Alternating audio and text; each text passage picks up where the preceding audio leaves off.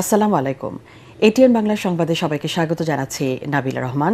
শুরুতেই BRB cables সংবাদ শিরোনাম। বিদেশে টাকা পাচারকারীদের বিরুদ্ধে কঠোর ব্যবস্থার ঘোষণা প্রধানমন্ত্রী। মৌলভীবাজারে তৃতীয় ধাপের ফ্যামিলি কার্ড বিতরণ উদ্বোধন। কার্ড পেলেন ১৩২ নারী চা শ্রমিক। চট্টগ্রামের ইপিজেডে শিশু আয়াত হত্যা মামলায় আবির আলীর মৃত্যুদণ্ড। বাকুলিয়ায় ৪ বছরের শিশু ধর্ষণের দায়ে মনির হোসেনের যাবজ্জীবন। দেশে প্রথমবারের মতো ২টি মুক্ত বাণিজ্য অঞ্চলের সিদ্ধান্ত। পর্যাপ্ত মজুদ থাকায় খাদ্যপণ্যের দাম স্থিতিশীল, দাবি বাণিজ্যমন্ত্রীর।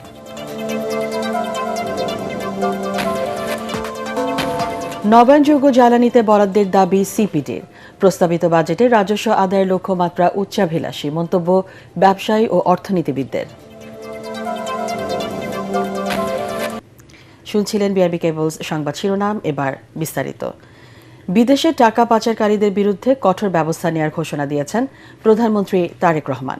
মৌলভীবাজারের শ্রীমঙ্গলে তৃতীয় ধাপের ফ্যামিলি কার্ড বিতরণের উদ্বোধনী অনুষ্ঠানে এই ঘোষণা দেন তিনি। প্রধানমন্ত্রী বলেন, এখন আর টাকা পাচার হতে দেওয়া হবে না, বরং জনগণের অর্থ দিয়ে জনগণের উন্নয়ন করা হবে। যারা বাজেটকে গণবিরোধী বলে তারা জনগণের বন্ধু হতে পারে না বলেও মন্তব্য করেন তারেক রহমান। বিস্তারিত জানাচ্ছেন ইয়াসিন রানা।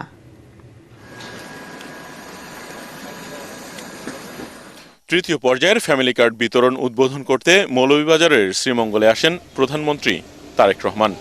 প্রতিকূল আবহাওয়া উপেক্ষা করে ভিক্টোরিয়া উচ্চ বিদ্যালয় মাঠে বৃষ্টিতে ভিজে প্রধানমন্ত্রীকে এক নজর দেখতে অপেক্ষা করেন হাজারো মানুষ। ছাতা, পলিথিন কিংবা ভেজা কাপড় গায়ে জড়িয়ে ঘন্টার পর ঘন্টা মাঠে অপেক্ষা করেন তারা। আমরা এই বাংলাদেশে এদিন ১৩২ জন চা শ্রমিককে ফ্যামিলি কার্ড, ৫০ জনকে ঘর নির্মাণের জন্য ২ লাখ করে টাকা ও ১৫০ জন চা শ্রমিক সন্তানকে বৃত্তি তুলে দেন প্রধানমন্ত্রী। এ সময় জনগণের ভাগ্য পরিবর্তনে সরকারের নেয়া নানা পদক্ষেপ তুলে ধরেন তারেক রহমান।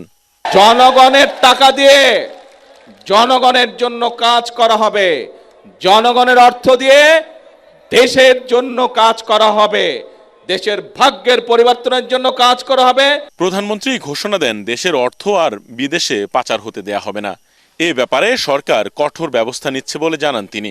বিগত ১ যুগ ধরে ১৭ বছর ধরে আমরা দেখেছি কিভাবে জনগণের অর্থ এই দেশ থেকে পাচার হয়ে গিয়েছিল।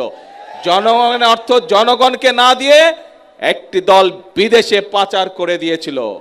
প্রিয় ভাই বোনেরা, যারা বলে কোত্থেকে আসবে ফ্যামিলি কার্ডের টাকা, কোত্থেকে আসবে কৃষক কার্ডের টাকা, কোত্থেকে আসবে, তাদের উদ্দেশ্যে বলতে চাই, এই জনগণের টাকা আর পাচার হতে দেব না আমরা।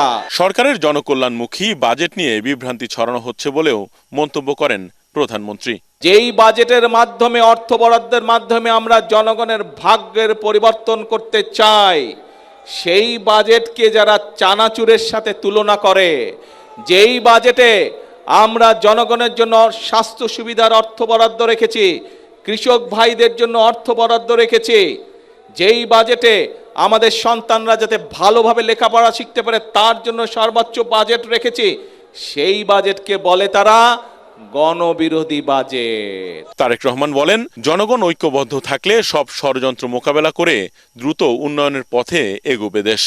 চায়ের রাজধানী শ্রীমঙ্গলকে ঘিরে উন্নয়নের নতুন স্বপ্ন দেখাচ্ছে সরকার। চা শিল্প, কৃষি, যোগাযোগ ব্যবস্থার উন্নয়নের পাশাপাশি চা শ্রমিক, ক্ষুদ্র নিগোষ্ঠী ও প্রান্তিক জনগোষ্ঠীর ভাগ্য পরিবর্তনে প্রধানমন্ত্রী দিলেন নানা প্রতিশ্রুতি। বলেন, সরকারের সকল সুযোগ সুবিধা শুধু শহরে নয়, পৌঁছে দেওয়া হবে গ্রামের প্রতিটি ঘরে। পরে বিকেলে মৌলভীবাজার সদরে সরকারি উচ্চ বিদ্যালয় মাঠে ফ্যামিলি কার্ড বিতরণ অনুষ্ঠানে যোগ দেন প্রধানমন্ত্রী। মোট ১৫৫ জনকে ফ্যামিলি কার্ড তুলে দেন তিনি। এই প্রোগ্রামে আসার আগে এ সময় তারেক রহমান বলেন, জনগণ বিএনপিকে ম্যান্ডেট দিয়েছে, কেউ ষড়যন্ত্র করে সরকারের ক্ষতি করতে পারবে না। 12 তারিখের নির্বাচনে বাংলাদেশের মানুষ বিএনপিকে নির্বাচিত করেছে। আমরা 17ই ফেব্রুয়ারি সরকার গঠন করেছি। 12 তারিখের নির্বাচন পর্যন্ত আমরা একটি দল ছিলাম, একটি রাজনৈতিক দল, কিন্তু 17 তারিখে যখন আমরা সরকার গঠন করেছি, আমরা তখন বাংলাদেশের প্রত্যেক শ্রেণী পেশা মানুষের সরকার এটি। আমরা সকলের জন্য কাজ করতে চাই। বাংলাদেশি প্রথম ও শেষ ঠিকানা জানিয়ে প্রধানমন্ত্রী বলেন, সরকারের একটাই কাজ বাংলাদেশ ও দেশের মানুষের ভাগ্য পরিবর্তন করা। এখানে হিন্দু সম্প্রদায়ের মানুষ আছে, ইয়াসিন রানা, এটিএন বাংলা, মৌলভীবাজার। সম্প্রদায়ের হয়তো মানুষ আছে। চট্টগ্রামে শিশু আয়াতকে হত্যার মামলায় আবির আলীকে মৃত্যুদণ্ড দিয়েছে আদালত। 4 বছর আগে বন্দরনগরীর ইপিজেড এলাকায় 5 বছরের শিশু আয়াতকে হত্যার পর লাশ 6 টুকরো করে সাগরে ভাসিয়ে দেওয়া হয়।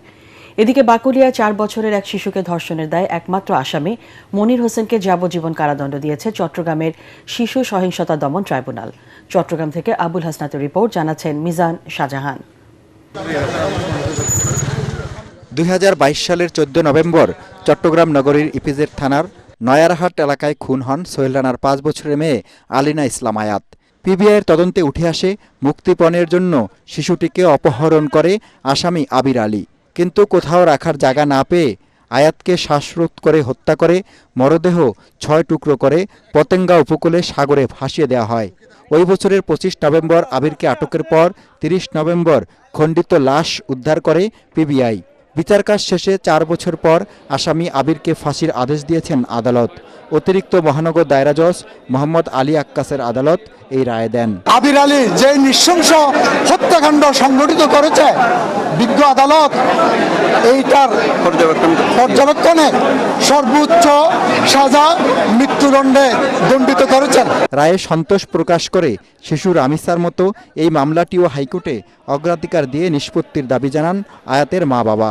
দীর্ঘ 4 বছর পরে এই রায়ের আমি সন্তুষ্ট, মৃত্যুদণ্ড কার্যকর করেছে।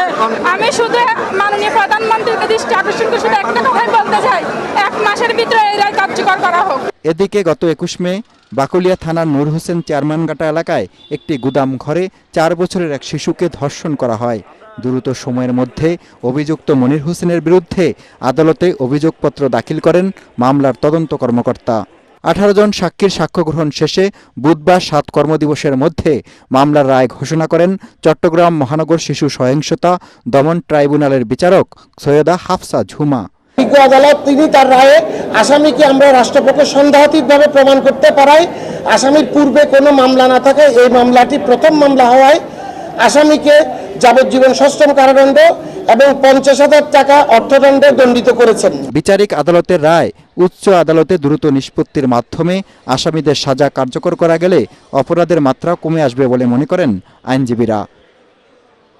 Bureau report, ATN Bangla. দেশে প্রথমবারের মতো 2টি মুক্ত বাণিজ্য অঞ্চল করতে যাচ্ছে সরকার, যেখানে কাস্টমসের কড়াকড়ি থাকবে না। পণ্য কেনাবেচা হবে ট্যাক্স ফ্রি। মাতারবাড়ি ও চট্টগ্রাম বন্দরের কাছে 600 একর জমির ওপর গড়ে তোলা হবে মুক্ত বাণিজ্য অঞ্চল। ক্রয় সংক্রান্ত মন্ত্রিসভা কমিটির বৈঠক শেষে এসব তথ্য জানান মন্ত্রিপরিষদ সচিব নাসিমুল গনি। তিনি জানান, হরমুজ প্রণালী এখনও পুরোপুরি সচল না হওয়ায় জ্বালানি তেল কিনতে ব্যয় হচ্ছে বেশি। রিপোর্টে জানাচ্ছেন মাহবুব কবির চপল। বিদেশি বিনিয়োগকারীদের আকৃষ্ট করতে দুবাইয়ে ফ্রি ট্রেড জোন বা মুক্ত বাণিজ্য অঞ্চল গঠন করেছে সংযুক্ত আরব আমিরাত। এতে ব্যাপক সাফল্য পেয়েছে দেশটি। এখানে কাস্টমসের নজরদারি ছাড়াই কম শুল্কে পণ্য কেনাবেচা করতে পারেন ব্যবসায়ীরা। এই সাফল্যে আফ্রিকার অনেক দেশও মুক্ত বাণিজ্য অঞ্চল গঠন করেছে। এবার বাংলাদেশও তেমনটা করতে যাচ্ছে। 2টি মুক্ত বাণিজ্য অঞ্চল গঠন করতে মাতারবাড়ি ও চট্টগ্রাম বন্দরের কাছে 600 একর জমি বরাদ্দ হচ্ছে। কেন এমন সিদ্ধান্ত, তার কারণ জানান ক্যাবিনেট সচিব। মুক্ত বাণিজ্য অঞ্চল এখানে যেখানে যে সমস্ত any trade can come here, বিদেশ থেকে জাহাজ আসে এখানে বিক্রি করতে পারে, ট্যাক্স পড়বে না তাদের কাছে। তো সেটা বিদেশিরা একটা উৎসাহিত হবে এবং আমরাও এখানে যদি জিনিস বিক্রি করি ট্যাক্স লাগবে না। তিনি জানান, চট্টগ্রামের আনোয়ারায় Chinese economic and industrial zone স্থাপনের নীতিগত অনুমোদন দিয়েছে ক্রয় সংক্রান্ত মন্ত্রিসভা কমিটি। কোম্পানি করতে যাচ্ছি যে যারা চাইনিজ ইপিজেডটাকে করবে বাংলাদেশের, তাদের সাথে চাইনিজদের সাথে একটা চুক্তি হবে, এটা অর্থনৈতিক থেকে অন প্রিন্সিপাল আমরা এগ্রি করেছি যে এটা হবে। ক্যাবিনেট সচিব জানান, হরমুজ প্রণালী জাহাজ চলাচলের জন্য এখনও পুরোপুরি উন্মুক্ত না হওয়ায় জ্বালানি আনতে বাধাগ্রস্ত হচ্ছে। হরমুজ বন্ধ হতে আমাদের জন্য খুব বড় বিপদ হয়ে গেছে। আমাদের যে রেগুলার যে চুক্তি আছে সেই অনুযায়ী আমরা এলএনজি গুলো নিয়ে আসতে পারছি না, তেল নিয়ে আসতে পারছি না। তিনি জানান, রাশিয়া থেকে 30,000 টন ইউরিয়া সার কেনার সিদ্ধান্ত হয়েছে। ইউরিয়া সার সারা দেশের সবগুলো হয় না। মাহবুব কবির, চপল, ATN বাংলা, ঢাকা। একসাথে বসবে। খাদ্যপণ্যের পর্যাপ্ত মজুদ থাকায় দেশে জিনিসপত্রের দাম স্থিতিশীল আছে বলে দাবি করেছেন বাণিজ্যমন্ত্রী খন্দকার আব্দুল মুক্তাদির। রাজধানীর 2 বাজার পরিদর্শন শেষে তিনি জানান, পর্যাপ্ত সরবরাহ থাকায় বাজেটের পর পণ্যের দাম বাড়েনি। দেশের 17 লাখ টন চাল ও 3 লাখ টন খাদ্য মজুদ আছে বলেও জানান খাদ্য প্রতিমন্ত্রী। বলেন, এখনই দাম বাড়ার সম্ভাবনা নেই। মাহবুব কবির চপলের আরেকটি রিপোর্ট। চালের দাম বৃদ্ধির খবরে রাজধানীর বাদামতলী ও নয়াবাজার পরিদর্শনে যান বাণিজ্যমন্ত্রী খন্দকার আব্দুল মুক্তাদির ও খাদ্য প্রতিমন্ত্রী আব্দুল বারী। ঘুরে দেখেন বিভিন্ন দোকান, কথা বলেন ক্রেতা বিক্রেতাদের সাথে। মাননীয় খাদ্য প্রতিমন্ত্রী মহোদয়, পরে সচিবালয়ে ব্রিফিংয়ে বাণিজ্যমন্ত্রী জানান, অন্য সময়ে বাজেটের পর খাদ্যপণ্যের দাম বাড়লেও এবার সেটা হয়নি। বাজার স্থিতিশীল থাকায় কেউ সিন্ডিকেট করতে পারেনি। বাংলাদেশের ইতিহাসে খুব কমবারই এই ঘটনা ঘটেছে যে একটা বাজেট ঘোষণার পরে সেটির কোনো তাৎক্ষণিক প্রতিক্রিয়া বাজার মূল্যের উপর নাই। আমাদের হাতে যে মজুদ আছে চাল গমের, সেটি আল্লাহর রহমতে যথেষ্ট সন্তোষজনক। কখনো যদি আমাদের কাছে মনে হয় যে না আমাদের মজুদ থেকে বাজারে কিছু সরবরাহ আনা দরকার, তৎক্ষণাৎ আমরা সেই গভর্নমেন্টের তরফ থেকে সেটুক ইন্টারভেনশন করব। এ সময় খাদ্য প্রতিমন্ত্রী আব্দুল বারী জানান, দেশে চাল ও গমের 20 লাখ টন মজুদ আছে। দাম বৃদ্ধি নিয়ে আতঙ্কিত হবার কিছু নেই। আমাদের স্টক থাকার কথা, আপৎকালীন স্টক আমাদের 13 লক্ষ টন থাকার কথা খাদ্য। এখানে আমাদের স্টক এখন 20 লাখ টনের মতো আমাদের স্টক আছে এবং এটা আমরা খাদ্য সংগ্রহ করতেছে। ঘাটতি বা কোনো সমস্যা নেই। সেই ক্ষেত্রেও যদি কখনো যদি এরকম পরিস্থিতি আসেও দেখা যায়, সাথে সাথে আমাদের বাজার ক্যাপাসিটি আমাদের আছে, এবারে কোনোভাবে আতঙ্কিত হওয়ার কোনো কারণ নেই। স্থিতিশীল বাজার কেউ যাতে অস্থিতিশীল করতে না পারে সেজন্য সরকারের সজাগ দৃষ্টি থাকবে বলে জানান বাণিজ্যমন্ত্রী। এই মুহূর্তে পরিস্থিতি সেরকম কোনো দাবি করছে না। মাহবুব কবির চপল, ATN বাংলা, ঢাকা। জ্বালানি নিরাপত্তা নিশ্চিতে নবায়নযোগ্য জ্বালানি খাতে বরাদ্দ বাড়ানোর দাবি জানিয়েছে centre for policy dialogue CPD। প্রস্তাবিত বাজেটে বিদ্যুৎ ও জ্বালানি খাত নিয়ে এক আলোচনায় এ দাবি জানায় CPD। এ সময় জ্বালানি বিশেষজ্ঞ ও নবায়নযোগ্য খাতের ব্যবসায়ীরা বলেন, সরকারের অবকাঠামোগত সংস্কার ও দীর্ঘমেয়াদী পরিকল্পনা ছাড়া 2030 সালের মধ্যে নবায়নযোগ্য জ্বালানিতে 7,000 মেগাওয়াট বিদ্যুৎ উৎপাদন সম্ভব নয়। তরিক ইসলামের রিপোর্ট। আমাদের জীবাশ্ম জ্বালানির উপর নির্ভরতা কি আসলেই কমানোর জন্য আমরা এখন রেডি কিনা, সেই প্রশ্নটা হয়তো এখনো রয়ে যাচ্ছে। 2026-27 অর্থ বছরের প্রস্তাবিত বাজেটে বিদ্যুৎ ও জ্বালানি খাত কি পেল শীর্ষক আলোচনা সভার আয়োজন করে centre for policy dialogue CPD। প্রতিষ্ঠানটির কার্যালয়ে অনুষ্ঠিত আলোচনা সভায় অংশ নেন জ্বালানি বিশেষজ্ঞ ও নবায়নযোগ্য জ্বালানি খাতের ব্যবসায়ীরা। এ সময় কৃষি খাতে সোলার ব্যবহারে ভর্তুকি বাড়াতে সরকারের প্রতি আহ্বান জানান জ্বালানি ও কৃষি বিশেষজ্ঞরা। ইরিগেশনের জন্য সরকারের উচিত এখানে কিছু সাবসিডি দেওয়া, এবং আমরা প্রায় 1500 ইরিগেশন পাম্প করেছি, ইটকলে ফাইন্যান্স করেছি, এবং ইরিগেশনের ফাইন্যান্সে আমরা দেখলাম যে এখানে প্রায় 50% সাবসিডি দেওয়া দরকার, না হলে এটা ভায়াবল হয় না। এই রিনিউয়েবল এনার্জির প্রজেক্টে তাকে আরো বেশি পাবলিক ইনভেস্টমেন্ট, তাহলে একটা কম্পিটিটিভ মেজাজ হয়তো তৈরি হতে পারে between public sector and private sector.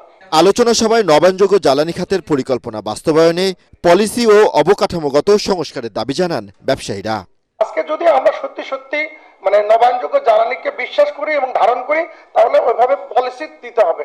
আজকে যে কাণ্ডটা বাজেটে করা হয়েছে, এটা আসলে খুবই স্পর্শকাতর যে আমরা এখানে যারা আছি বসে সবাই, আমরা একজনও কিন্তু আমার বাসার সাথে যদি সোলার লাগাতে চাই, আমরা এই ট্যাক্স ইনসেন্টিভ ফ্যাসিলিটিসটা পাবো না।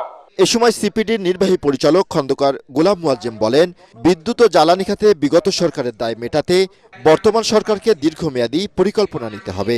কোনো কোম্পানির টার্ম শেষ হওয়ার পরে এটাকে নতুন করে আর যাতে রিনিউয়াল না করা হয়। যদি এই প্রক্রিয়া যদি ফলো করা হয় তাহলে অন্তত এই যে এটা বলেছিলাম 1 বছরে সম্ভব না, 2 বছরে সম্ভব না, কিন্তু গ্র্যাজুয়ালি 5 বছর বা অধিকতর সময়কালে সরকারের এই যে বিপিডিবির হাতে যে বড় রকমের একটা লসের বার্ডেন, এখান থেকে বেরিয়ে আসার সুযোগ আছে। প্রস্তাবিত বাজেটে বিদ্যুৎ ও জ্বালানি খাতে মোট বরাদ্দ প্রায় 37,000 কোটি টাকা, যা গত বছরের চেয়ে সামান্য বেশি, যা আরও বাড়ানোর দাবি সেন্টার ফর পলিসি ডায়ালগ সিপিডির। তরিক ইসলাম, এটিএন বাংলা, ঢাকা। প্রস্তাবিত বাজেটে রাজস্ব আদায়ের লক্ষ্যমাত্রা এবং বৈদেশিক অর্থায়নের প্রত্যাশা উচ্চাভিলাষী বলে মন্তব্য করেছেন ব্যবসায়ী ও অর্থনীতিবিদরা। রাজধানীতে বাজেট নিয়ে metropolitan chamber of commerce and industry MCCI এর আলোচনায় এমন মন্তব্য করেন তারা। বলেন, রাজস্ব আদায়ের যে লক্ষ্যমাত্রা নির্ধারণ করা হয়েছে তা চাপ বাড়াবে করদাতাদের ওপর। এতে বিনিয়োগ পরিস্থিতিও সংকুচিত হতে পারে। তবে প্রধানমন্ত্রীর অর্থ ও পরিকল্পনা উপদেষ্টা রাশেদ আল মাহমুদ তিতুমির বলেন, বিনিয়োগের স্থবিরতা কাটিয়ে উঠতে উপযুক্ত নীতি কাঠামো নিশ্চিত করা হচ্ছে। বিস্তারিত জানাচ্ছেন সৈয়দ রিয়াজ। জাতীয় বাজেটে চলতি অর্থবছরের প্রথম 10 মাসে দেশে রাজস্ব আদায়ে ঘাটতি দাঁড়িয়েছে প্রায় 1,04,000 কোটি টাকা। নবনির্বাচিত সরকারের প্রথম পূর্ণাঙ্গ বাজেট। এই বাস্তবতায় 2026-27 অর্থবছরের প্রস্তাবিত বাজেটে প্রায় 7 লাখ কোটি টাকা রাজস্ব আদায়ের লক্ষ্যমাত্রা নির্ধারণ করেছে সরকার। তবে এটি উচ্চাভিলাষী উল্লেখ করে ব্যবসায়ী ও অর্থনীতিবিদরা বলছেন, এতে করে করদাতারা আরও চাপে পড়বে। রাজধানীতে বাজেট নিয়ে MCCI ও PRI আয়োজিত সেমিনারে বক্তারা রাজস্ব আহরণে নানা বাস্তবতা তুলে ধরেন। এই উচ্চাভিলাষী লক্ষ্যমাত্রা অর্জনের চাপের ফলে মাঠ পর্যায়ে করদাতারা হয়রানির শিকার হতে পারেন। মধ্যবিত্ত ও নিম্ন আয়ের করদাতাদের, বিশেষ করে স্যালারি ট্যাক্স পেয়ারদের উপর তাৎক্ষণিক করের চাপ বাড়বে। বক্তারা বলেন, চাহিদা অনুযায়ী জ্বালানি সরবরাহ না করে প্রণোদনা দিয়ে সংকট মোকাবেলা সম্ভব নয়। যতই প্রণোদনা দিই না কেন, যদি এনার্জি সেক্টর যদি আমরা এনার্জি না দিতে পারি, তাহলে পরে কোনো আমাদের প্রবৃদ্ধি হবে না, অর্থনৈতিক কর্মকাণ্ড হতে পারবে না। সিমিলারলি ব্যাংকিং সেক্টরে যদি বড় সংকট হয়ে যায়, অর্থনীতি পুরো আটকে যাবে, স্থবির হয়ে যাবে। অনিশ্চয়তার কারণে দেশে বিনিয়োগ বাড়ছে না উল্লেখ করে প্রধানমন্ত্রীর অর্থ ও পরিকল্পনা উপদেষ্টা বলেন, লাল ফিতার দৌরাত্ম্য কমিয়ে এনে প্রস্তাবিত বাজেটে বিনিয়োগ বান্ধব উদ্যোগ নেওয়া হয়েছে। সবার আগে বিনিয়োগ দরকার এবং সবার জন্য বিনিয়োগ দরকার এবং সবার জন্য অর্থনীতি দরকার। এই প্রথমবার 5 বছরের জন্য কর কাঠামো উল্লেখ করা হয়েছে। We have moved from traditional 5-year plan to 5-year strategic framework for reform and development. এছাড়া জ্বালানি ব্যয় মেটানো ও সরবরাহ নিশ্চিত করতে নবায়নযোগ্য জ্বালানির উপরে সরকার জোর দিচ্ছে বলেও জানান উপদেষ্টা। সৈয়দ রিয়াজ, এটিএন বাংলা, ঢাকা। বিরোধী দলীয় নেতা ও জামাত ইসলামের আমির ডাক্তার শফিকুর রহমানের সঙ্গে সৌজন্য সাক্ষাৎ করেছেন ঢাকায় নিযুক্ত ইরানের রাষ্ট্রদূত ডক্টর জালিল রহিমি জাহানাবাদী। বিরোধী দলীয় নেতার সংসদ কার্যালয়ে এই বৈঠক অনুষ্ঠিত হয়। বৈঠকে বাংলাদেশ ও ইরানের মধ্যকার ঐতিহাসিক বন্ধুত্বপূর্ণ সম্পর্ক, দ্বিপাক্ষিক সহযোগিতা এবং মুসলিম বিশ্বের সমসাময়িক বিভিন্ন বিষয় নিয়ে আলোচনা হয়। এ সময় সংসদ নির্বাচনে জামাতের সাফল্য ও শফিকুর রহমানের বিরোধী দলীয় নেতা নির্বাচিত হওয়ায় তাকে অভিনন্দন জানান রাষ্ট্রদূত। পাশাপাশি জামাতের গঠনমূলক ও বুদ্ধিবৃত্তিক কাজেরও প্রশংসা করেন তিনি। সাম্প্রতিক যুদ্ধে নিহত ইরানি নাগরিকদের প্রতি দুঃখ ও সহানুভূতি প্রকাশ করেন বিরোধী দলীয় নেতা। দূতাবাসের ফার্স্ট কাউন্সিলর ইসরাফিল আমিরি গোরজাদ্দিনী ও ইরান কালচারাল সেন্টারের কাউন্সিলর মাহাদি মোলার্স এ সময় উপস্থিত ছিলেন। এদিকে আর্জেন্টিনা বনাম আলজেরিয়ার ম্যাচকে কেন্দ্র করে বাংলাদেশেও ফুটবল প্রেমীদের মধ্যে ছিল ব্যাপক উচ্ছ্বাস উন্মাদনা। প্রিয় দলকে সমর্থন জানাতে ম্যাচ শুরুর কয়েক ঘণ্টা আগেই কানায় কানায় পূর্ণ হয়ে যায় ঢাকা বিশ্ববিদ্যালয়ের টিএসসি প্রাঙ্গণ। এবারের আসরে বহুল কাঙ্ক্ষিত আর্জেন্টিনার প্রথম জয় দেখার আশায় পরিবার পরিজন নিয়ে বড় পর্দায় খেলা দেখার উৎসব ছিল চোখে পড়ার মতো। আর মেসির হ্যাট্রিকে সেই উৎসবের পারদ যেন আকাশ ছুঁয়েছে। আরও জানাচ্ছেন তৌহিদুর রহমান নিশান। বিশ্বকাপের এবারের আসরে সুদূর আমেরিকার মাঠে আর্জেন্টিনা বনাম আলজেরিয়ার ম্যাচ চললেও উৎসব উদ্দীপনার কমতি ছিল না বাংলাদেশি আর্জেন্টাইন সমর্থকদের মাঝে। অনেকেই রাত থেকে না ঘুমিয়ে অপেক্ষায় ছিলেন প্রিয় তারকা লিওনেল মেসির খেলা উপভোগ করার জন্য। আমি ঘুমাইতে পারি না, আমি 2টা থেকে সজাগ যে কি অবস্থায় না আসার পর আমি আসলে দেখার জন্য বসানোর কোনো জায়গাও পাইতেছে না, এত বেশি মানুষ। আসলে অনেক আনন্দ লাগতেছে, এত সকালবেলা ঘুম নষ্ট করে আমরা খেলা দেখতে আসছি। ও তো হাত দিয়ে গোল করে কাপ জিতছে, আর ও তো 7টা 7 আপ পাইছে। অনেক আগে খাইছে, তখন আমার নেইমার ছিল না, দ্যাটস ওয়াই খাইছে, বাট 5টা তো পাওয়ার যোগ্যতা নাই ওদের। ম্যারাডোনার ভক্ত, সেই থেকে মেসির ভক্ত। বাবা মায়ের সাথে পছন্দের দল আর্জেন্টিনার খেলা দেখতে আসে ছোট শিশুরাও। আমরা গতবার কাপ নিয়েছি, এবার নিব। ভালো লাগতেছে, আর্জেন্টিনার খেলা দেখতে আসছি, অনেক আনন্দ লাগতেছে। হাজবেন্ড, ছেলে মেয়ে আর আমি।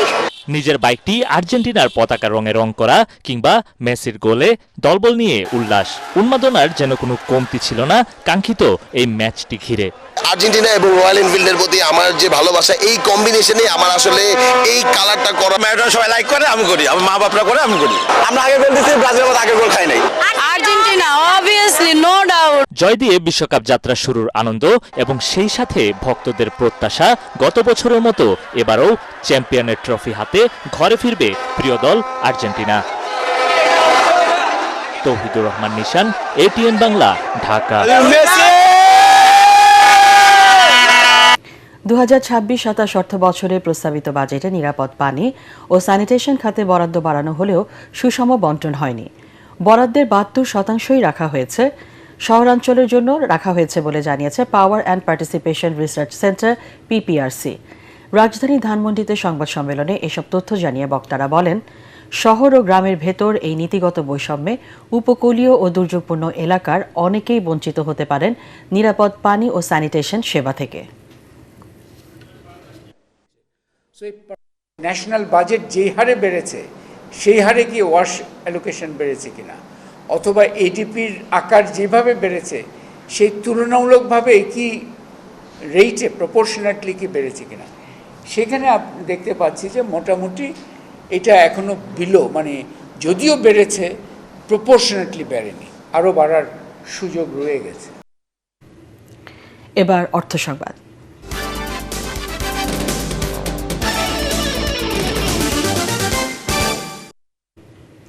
এবারের বাজেটে স্টিল শিল্পের উপর প্রস্তাবিত অতিরিক্ত ভ্যাট শুল্ক আরোপের প্রভাব নিয়ে উদ্বেগ জানিয়েছে বাংলাদেশ স্টিল ম্যানুফ্যাকচারার্স অ্যাসোসিয়েশন। জাতীয় প্রেস ক্লাবের সংবাদ সম্মেলনে বক্তারা জানান, সাম্প্রতিক সময়ে বিদ্যুতের মূল্যবৃদ্ধির কারণে স্টিল উৎপাদনে অতিরিক্ত ব্যয় বেড়েছে। পাশাপাশি চট্টগ্রাম বন্দর সংশ্লিষ্ট charge, river dues, landing charge, পরিবহন ব্যয় এবং অন্যান্য অপারেশনাল ব্যয় বাড়ায় উৎপাদন খরচ আরও বেড়েছে। এমন বাস্তবতায় এই শিল্পের অতিরিক্ত ব্যয় চাপ ও উন্নয়ন বাজেট বাস্তবায়নের আহ্বান জানিয়েছেন সংশ্লিষ্টরা। ইজ অফ কনস্ট্রাকশনটা ইনক্রিজ করতে পারে, যেন গভর্নমেন্টের যে প্রজেক্টসগুলো আছে সেগুলো ক্যাপাসিটিটাকে এটলিস্ট 80% ক্যাপাসিটি ইউটিলাইজেশনের দিকে নিয়ে যেতে পারি। বিকজ যদি আমরা 80% ক্যাপাসিটি ইউটিলাইজেশন নিয়ে যেতে পারি, আমরা গভর্নমেন্টকে অ্যাডিশনাল 3000 crore টাকার মতন রেভিনিউ জেনারেট করে দিতে পারবো। আন্তর্জাতিক সংবাদ।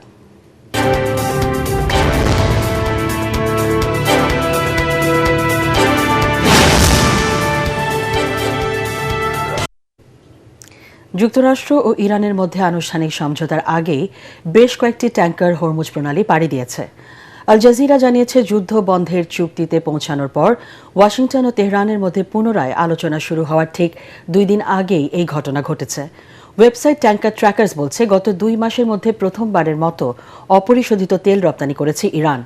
শুক্রবার ইরান যুক্তরাষ্ট্র যুদ্ধ বন্ধে সুইজারল্যান্ডে চূড়ান্ত আলোচনা হবে।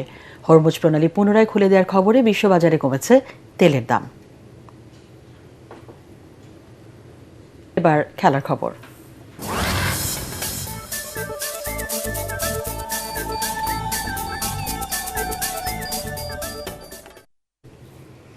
টি-20 সিরিজের শুরুটা ভালো হলো না বাংলাদেশের।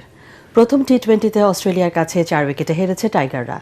দারুণ জয়ে 3 ম্যাচের সিরিজে 1-0 এগিয়ে গেল অজিরা। চট্টগ্রামের বীরশ্রেষ্ঠ শহীদ ফ্লাইট লেফটেন্যান্ট মতিউর রহমান স্টেডিয়ামে টসে জিতে ব্যাট করে মাত্র 131 রানে অল আউট হয় বাংলাদেশ। দলের পক্ষে সর্বোচ্চ 29 রানে অপরাজিত থাকেন শেখ মেহেদী হাসান। অস্ট্রেলিয়ার বোলারদের মধ্যে জোয়েল ডেভিস ও অ্যাডাম জাম্পা 3টি করে উইকেট তুলে নেন। জোটের কারণে এদিন একাদশে ছিলেন না নিয়মিত অধিনায়ক লিটন দাস। অধিনায়কত্ব করেন তাওহিদ হৃদয়। জবাবে অস্ট্রেলিয়াকেও ভুগতে হয়। কুপার কানলির 27 বলে 47 রানের ইনিংসে 10 বল হাতে রেখে 6 উইকেটে 133 রান তুলে জয় পায় অস্ট্রেলিয়া। শুক্রবার সিরিজের দ্বিতীয় টি-20তে মুখোমুখি হবে 2 দল। ATN Bangla Brazil Argentina friendly ম্যাচে 2-0 গোলে আর্জেন্টিনাকে হারিয়ে জয়লাভ করেছে ব্রাজিল একাদশ। রাজধানী তেজগাঁয়ে অনুষ্ঠিত খেলার 10 মিনিটের মাথায় জামিল হাসান শান্তর পাস থেকে দুর্দান্ত শটে বল জালে জড়ান ব্রাজিল একাদশের মুশফিকুর রহমান। 5 মিনিট পর আবারও গোল করে ব্যবধান দ্বিগুণ করেন মুশফিক। টান টান উত্তেজনার এই ম্যাচে প্রথমার্ধে আর কোনো গোলের দেখা পায়নি দুপক্ষই। খেলার দ্বিতীয়ার্ধে আপ্রাণ চেষ্টা করেও ম্যাচে ফিরতে পারেনি আর্জেন্টিনা একাদশ।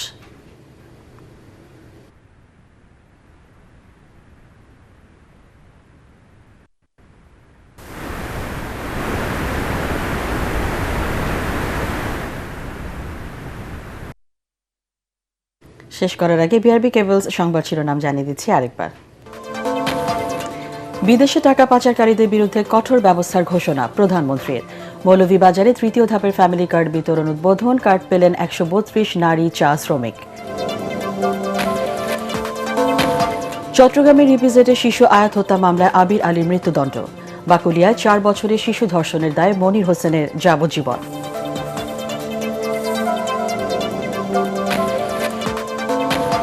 দেশে প্রথমবারের মতো 2টি মুক্ত বাণিজ্য অঞ্চলের সিদ্ধান্ত। পর্যাপ্ত মজুদ থাকায় খাদ্যপণ্যের দাম স্থিতিশীল, দাবি বাণিজ্যমন্ত্রীর।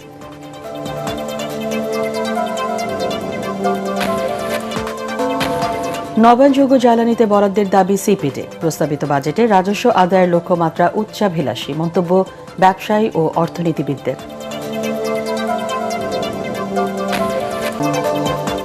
পরবর্তী সংবাদ দেখার আমন্ত্রণ জানিয়ে এখনকার মতো শেষ করছি। এটিএন বাংলা সংবাদ ইউটিউবে দেখতে ব্রাউজ করুন youtube/ATN Bangla News।